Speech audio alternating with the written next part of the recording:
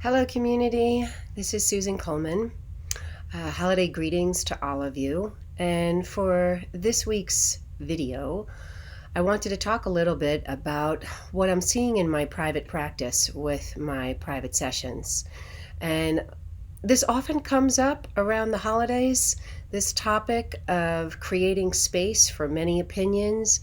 But it seems like with the world's events and what's happening in all across the world with the pandemic and Omicron, and we're all being challenged yet again, and still, actually. And everyone's really tired. And I'll agree, I'm really tired too of the situation. And so, what's been coming up in my private practice is how families and couples and friends are having a challenging time with differences of opinions around this whole situation and how to take care. And, obviously there's no one right answer, and I'm not here to talk about the right answer because we all have to do what we feel is best for ourselves. But what I have found particularly helpful in challenging, stressful times is exactly what I talk about in my book, and that is, how to create space for many opinions. And I have found that the best way to do this is to create space for my own emotions.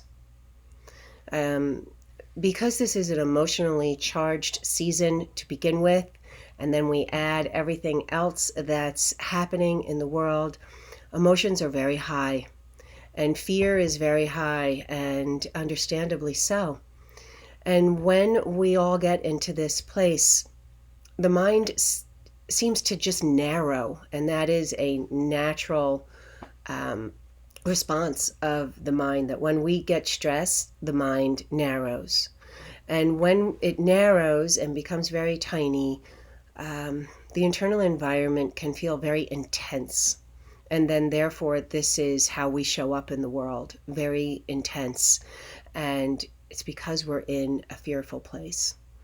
And when we show up that way, the response that we get from others usually can create more intensity. And this is just natural human interaction. So what I would like to do for this week's video is actually include an audio of a meditation, of sitting and processing our emotions and creating space for our emotions um, for ourselves.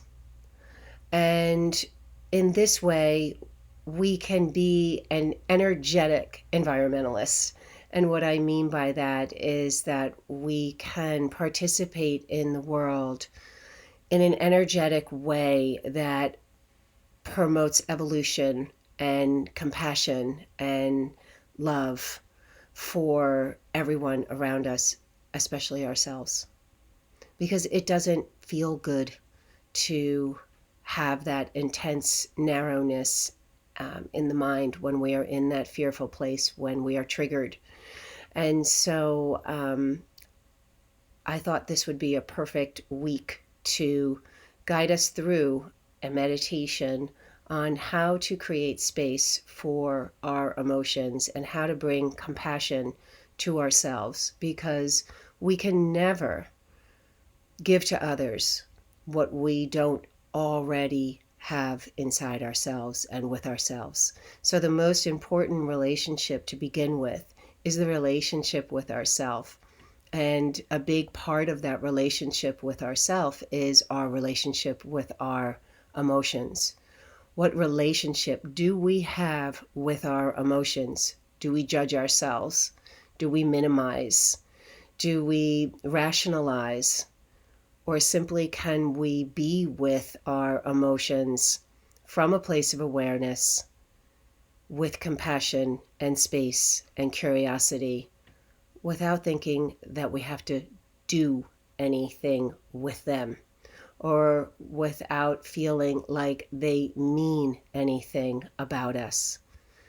We're normal human feeling beings. We are not robots.